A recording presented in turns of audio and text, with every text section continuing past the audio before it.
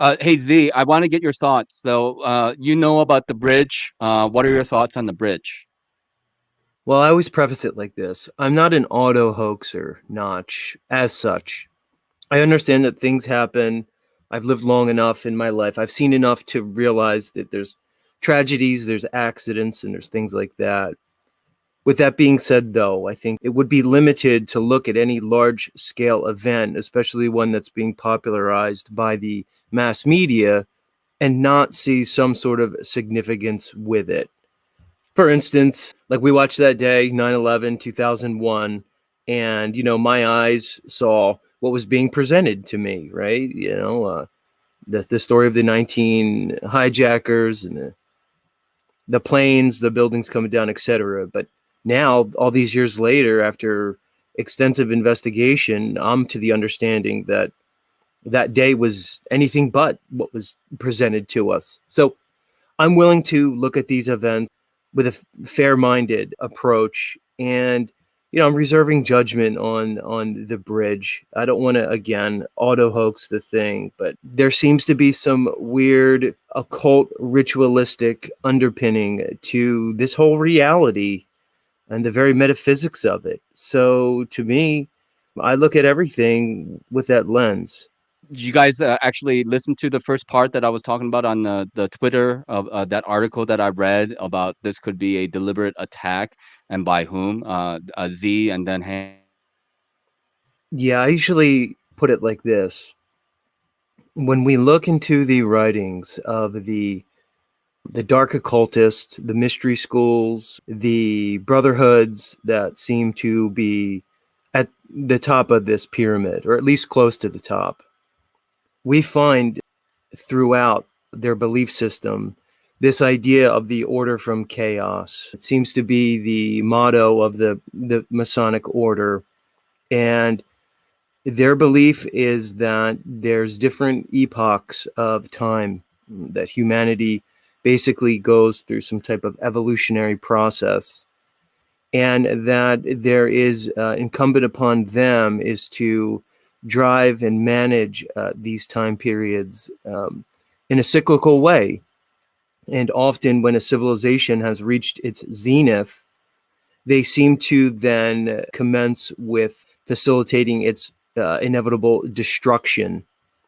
If you remember the first Batman that was done by Christopher Nolan, the one that was played by Christian Bale, in that first iteration of the Batman movie, they present us with the character Ra's al Ghul and the League of Shadows, I think it was called. And the main theme is that Ra's al Ghul is set to destroy Gotham, to me representing civilization.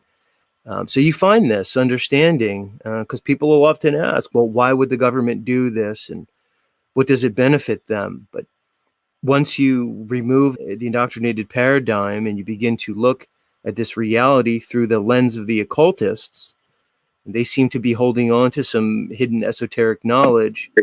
We find that this destruction is part of their process.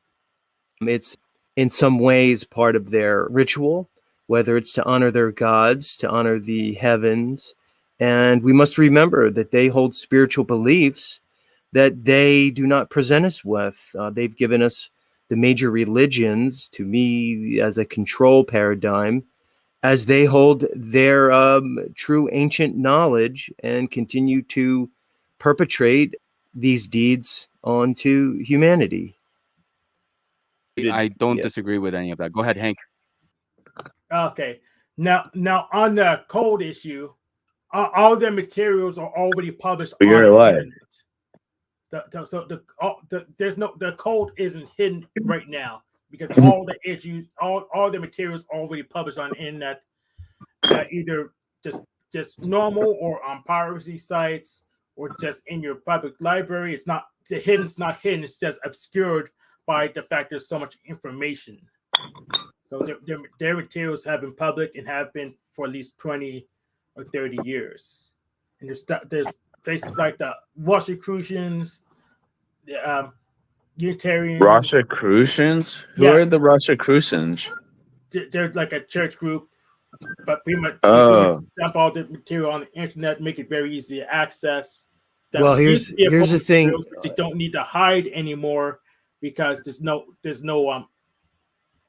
right now there's freedom of speech being forced in many countries across the world, so you don't have to hide the material anymore because there's no force strong to suppress it. But So gotcha. I just yeah, want to jump in, go ahead, maybe jump.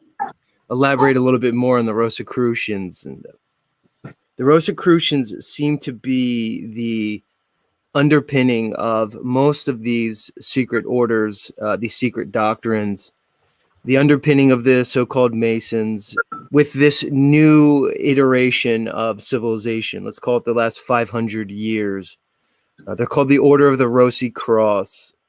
They're very steeped in Hermetics and also Gnosticism. So when you study the writings and the doctrines of this Order of the Rosy Cross, you start to see the very underpinnings of the Masonic order, things like the Theosophical Society, which is more of a modern incarnation of these things. You see things like the Golden Dawn and the Hermetic Order of the Golden Dawn. This all seems to be underpinned by this Rosicrucian order, for what it's worth. And similar to what Hank was saying, many of their writings became available to the profane and the great unwashed about a century ago. So the early 1900s, extending to right around the World War I era, many of their initiates started to write books, which you could now find in the public domain, which give insight into these ancient understandings that these secret brotherhoods have been carrying and perpetuating throughout the centuries. Much of it's encoded, much of it you need to decipher. However, their imagery, their iconography depicts certain stories. Much of it's based on alchemy, not only physical alchemy, but spiritual and mental alchemy, and the transmutation of base metals to precious metals, which is often an allegory to the transmutation of one's spirit, one's soul. So these things run deep when it goes to these brotherhoods. But if anybody wants to get the underpinnings of it, you'd want to look at this order of the Rosy Cross, or the so-called Rosicrucians. So yeah, the secret orders are actually pretty much lost a bunch of power. If the U.S. version of OTO doesn't really have any influence or money relative to like all the other churches in your neighborhood. Who has power right now is just the corporate types. They have power, and they pretty much run under two systems of just. I separate based on how they run their meetings right now. So you had the Robert Rules of Orders, old style, or corporate structure, and the open space technology new style corporate structures, which Silicon Valley tends to run on, and those they're the people who currently have the most power. But the thing is, they look secret because that's just how, because you're just not close unless you're not connected to them, because it's social networks scale like in a hyperbolic manner. So if you're not like two spots removed, you just don't get the information all that fast. So things are not as secret. It's just far away. Are you basically positing that the power of these ancient orders has diminished in this new technological age, in which we basically see more power in the hands of this technocratic priest class? Yes. Because, all right, so here's the thing, Hank, and I've been faced with that position before, but some of that to me is maybe a little bit of a misdirection, because when you study their writings, you find that this current technological age seems to be the grand culmination of their plans. This idea of this transhumanist age, this idea of basically becoming as the gods, the Promethean or Luciferian dream, this idea of man then evolving into a God state underpins much of their belief system. So to me, This technological age is not evidence of their disappearance into like some archaic bygone past, but to the contrary, it seems to me that this is their zenith. This is the culmination of all their plans, and I don't see them as going away or in some way less of an influence on our culture. I see it as basically the time where, based on astrology and the energy of this time, that they're on the precipice of either realizing this Promethean dream or basically being destroyed. That's where I am with it. Okay, so uh, we talk about the like the powers that be. I have a kind of an idea about these guys, and there's a guy that I listened to. I mentioned his name over and over again, David Ewing Jr. and his interviews with Raphael are quite interesting for me. And basically, one of the things that he was saying is that we don't really know even how old some of these guys could be, because they are participating in some, let's just call it demonic stuff, right? And then they could be consuming adrenochrome or blood that could also revitalize them. And they could potentially be hundreds of years old. Do you guys think there's something to that? Yeah, Notch. I mean, certainly. And in addition to those factors, the idea that what we define as human or even mankind may be much more diverse than many people would even imagine on a genetic level. The idea that there's this one humanity, and of course we can see the phenotype, the physical presentation of people is different, right? You have people of varying heights, varying skin tones, varying physical attributes, but even beyond that, we may be looking at a humanity that shows a diversity that's very wide in scope. Again, the possibilities to me are endless. Now, this may imbue them with certain attributes, all right? Whether they're mental attributes, more physical, endurance, or the ability to live longer, to potentially reincarnate, the potential to explore other dimensions of reality, more astral and etheric type of dimensions. So, to me, this is all on the table. Many of these stories that the so called gods or these angelic beings were fallen to this realm in some way and then had some type of interaction with the humans or proto humans. We hear these stories. So, if we could remove the lens of indoctrination and begin to look at our world in a more comprehensive manner, we can maybe start to get a different understanding of the ruling class, who they may be, what they may be, some of their methods. So, yeah, this idea of these beings that are here with us that may have these extended lifespans, to me, is very plausible, certainly. But like we talk about the controllers and what they want to do, and one of the things that I think Z was saying was that okay, when it's time to quote unquote the reset, they are all manipulating and doing the maneuvers too. And why can't they just, I don't know, set off bunch of bombs and just get into this whole chaos, or are we actually moving in that direction? And this is a way for them to move us in that direction for us to get rid of ourselves somehow. I don't know. What are your thoughts, Z? Well, it's a great question, Notch. I think there's a huge component of consent involved in their magic and their rituals. I think it has to do with natural law and this idea that on a spiritual level, one's boundaries spiritually and mentally cannot be violated.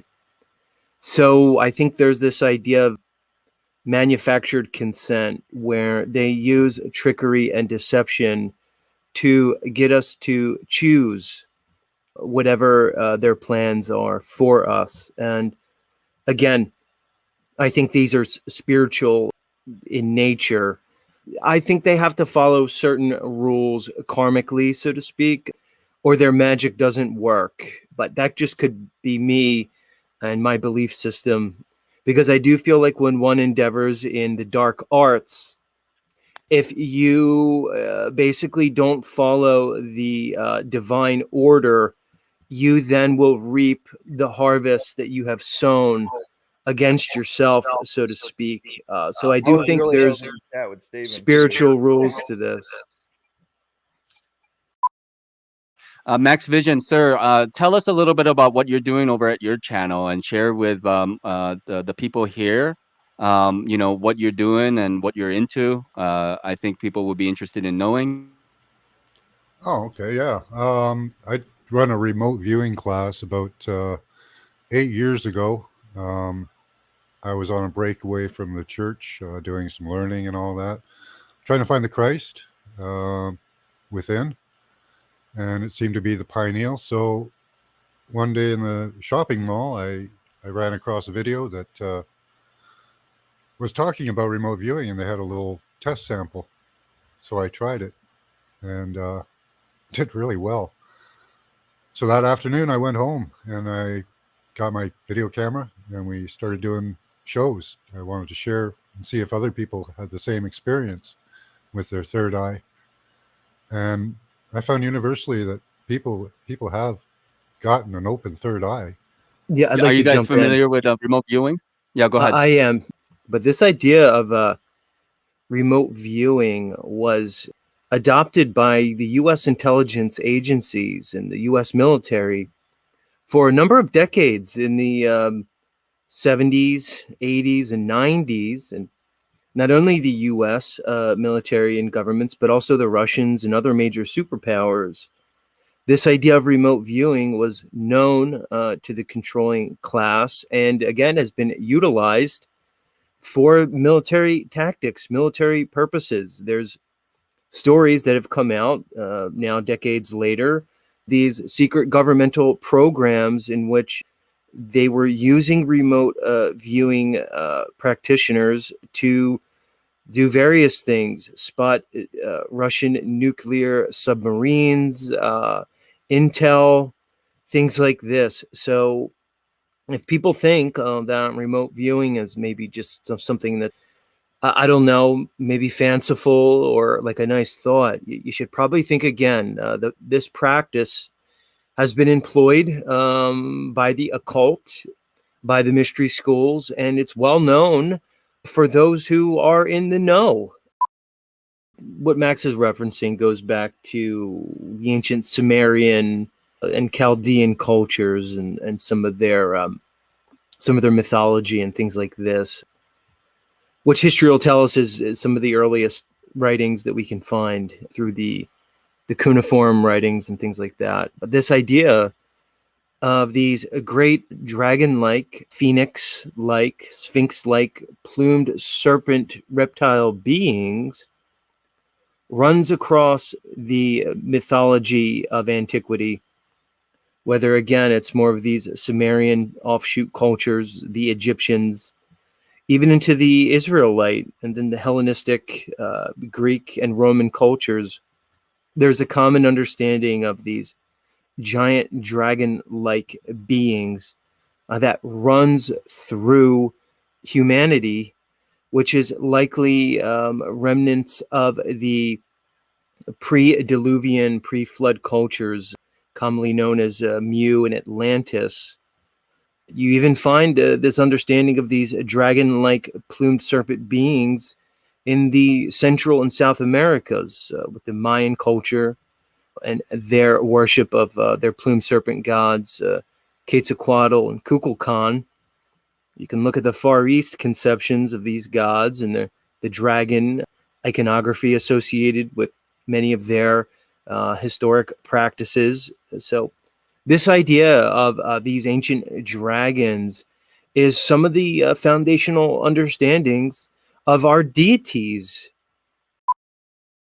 Again, if we look at the writings of the mystery schools, they talk about these different epochs of history and how what we consider Earth was basically an evolutionary process, not so much a Darwinian macroevolutionary process, but more of a spiritual and conscious evolution that then manifests itself physically on this Earth plane. But again, to get back to these dragons, this understanding seems to be fundamental throughout history. I have several videos of what I've found. Giant creatures, massive beyond compare. The dragons that Roger talks about are 1,100 miles long. You can find those quite easily. There are others that are smaller in size. It seems that there was a time where they were massive, and they get smaller over time till we get to the Greeks talking about small dragons guarding the frankincense trees. And yeah, I found examples of them all over the planet, and different animals too, like not just dragons. Even the dragons, like the very first ones, seem to have had human attributes. Typhon was one of the dragons, and he had a dragon body, unkept hair, but his thighs were human thighs, and his feet were squid feet, like tentacles. So there was a chimeric nature to the creatures that were on the earth in the beginning. Even in the Bible, the Old Testament, there's stories of sort of the hierarchy of the angelic realm, and we're presented with the cherubim and the seraphim, and they're basically described, like Max said, winged creatures. They may have had lion type bodies, or again some type of serpentine presentation. And they're very strange stories, but they have human characteristics often with them, or human-like characteristics. And they're mentioned quite often. If you look at depictions of Solomon's temple or the Second Temple, you find a lot of the iconography associated with the cherubim. Again, they look sphinx-like. You can look at the Great Giza Strip in Egypt, and you see the Sphinx presented to us there. There's some thought that it had a different face or different head at one point, and that was changed. So again, these winged-like, dragon-like beings running through antiquity as the gods. Now, it seems as though this idea was hidden from us in our modern religious presentation, but when you investigate the texts of the Israelites, you find that there was this strong underpinning of this dragon-like being. In fact, many of the depictions of Yahweh, or the Jehovah being attributed to as the God of the Israelites, indicates potentially a dragon-like being, pillars of fire, pillars of smoke, residing in the heavens, thundering with fire. So many things there. So again, back to the dragon idea. Also, again, to the Israelite religion, you see that there's a strong correlation with the Egyptian practices, and then the earlier Chaldean and Akkadian/Sumerian cultures. So again, we find the common presentations of these godlike beings given different characteristics, names, and aspirations amongst the different time periods and different cultures, but they all seem to be the same underlying type of beings, more or less. My understanding is based on Mark Passio's understanding of the reptile brain, a state of consciousness, which is basically, what does a reptile do? It just gathers, hunts, only tries to survive. You're in survival mode.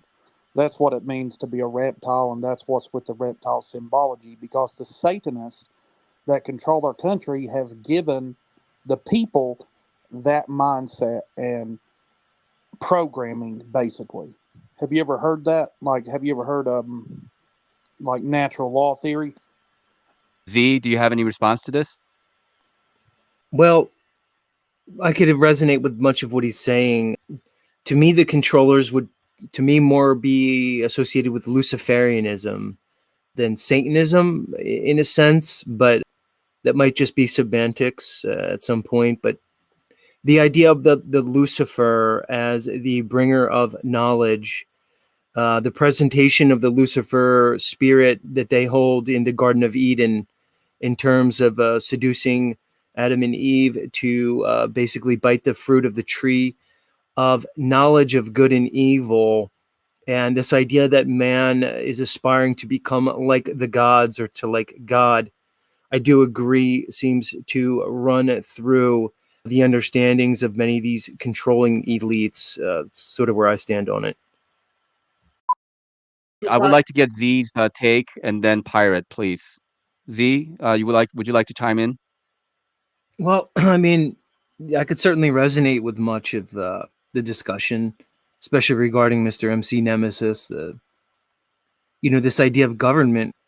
To me, I always beg the question: by what authority does this government have to control us? Now, again, if we're going to talk about natural law, let's look at the Declaration of Independence. It clearly states that the government is derived by the consent of the governed. Well, let's look at word magic and how they encode these things.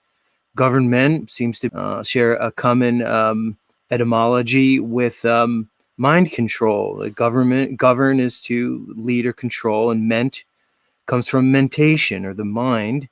So what are they telling us in their foundational document of the United States of America is that we need to consent to our mind control. Again, this goes back to the discussion of tacit consent, manufactured consent, and getting us to basically choose the tyranny, choose the enslavement. Much of this is based off their occulted practices, their ritualistic techniques that they seem to use. So I agree. If we look at these as so-called police officers or policy enforcers, and we see their behaviors, and when it comes to our compliance with the government and the agents of this agency, again, by what authority?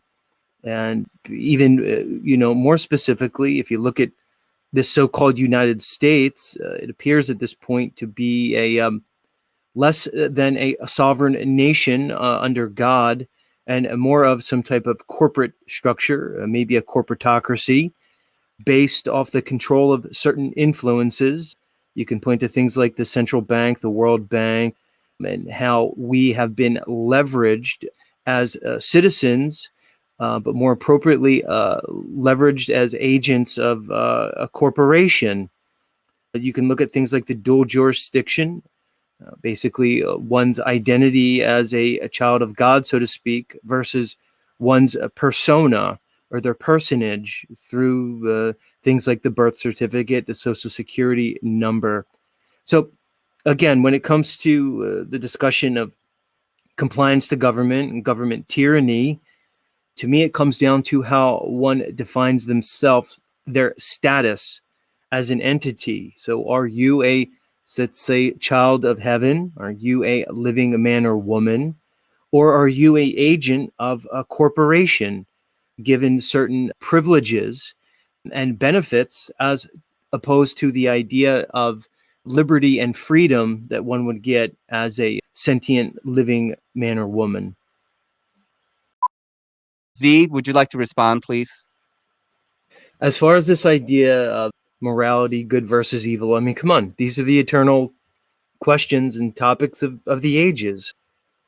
Now, I would agree with MC Nemesis that there is an objective morality, there's an objective right and wrong, good and evil. However, to approach that objectivity in this seemingly relativistic, materialistic world, I think is rather difficult and elusive. What I find oftentimes is many people with a religious understanding seem to want to define what the objective truth is. They then work in some position of moral authority over those that they interact with. It's one of my main problems with religions in general, is they're going to tell you that there's an objective truth, and then the second step is that they know what that objective truth is. I find that to be problematic in so many ways. When I study much of the understandings, the philosophies and doctrines of the ancients, the most ancient understandings that we seem to have, we tend to find that all truths are merely half truths, and that this reality is one of duality, it's one of flux. There's ebbs and flows. There's a vibratory nature to this reality, one in which the light and the dark seem to be two sides of the same coin. And then when we discuss many of these topics, we find that they are similar in nature but different in degree.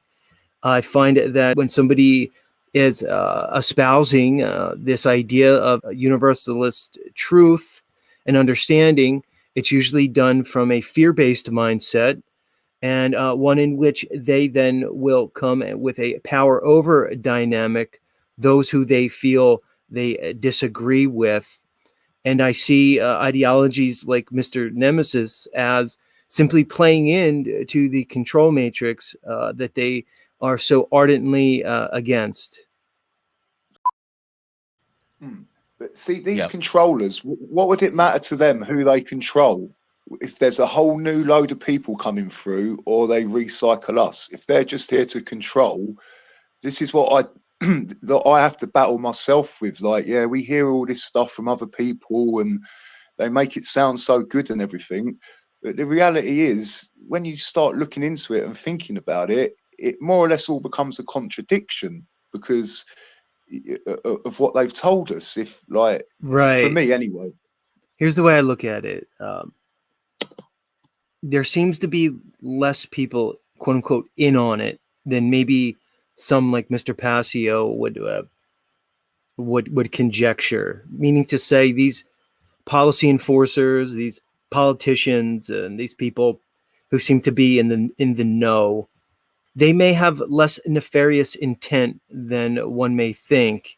To me, this is a trick of the system. The trick of the culture is that they indoctrinate and propagandize a certain mindset, a certain paradigm, a certain reality, one that is a delusion, that it's not real.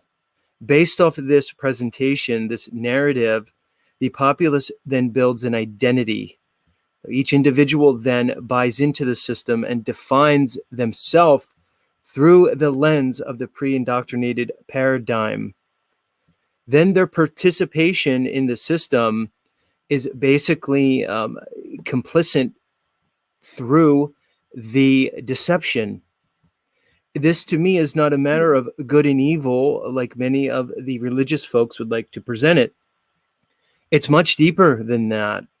It's a spiritual deception that I think runs through the heart of this reality in a metaphysical way. And it gives me a different understanding than maybe somebody like Nemesis, because then I can truly look at my brother and sister as they know not what they do, and they are unfortunate victims of this seemingly fallen reality. I think some of the ideology espoused by Mr. MC Nemesis is playing into their divide and conquer tactic. They want us looking at our neighbors, our community members, and our family members with suspicion. They want us feeling as though we have the moral high ground based off certain principles that we may adhere to. And I think it's very limited. I think it's a low energy consciousness. And I don't think it is overall productive as we endeavor forward with our lives. Yeah.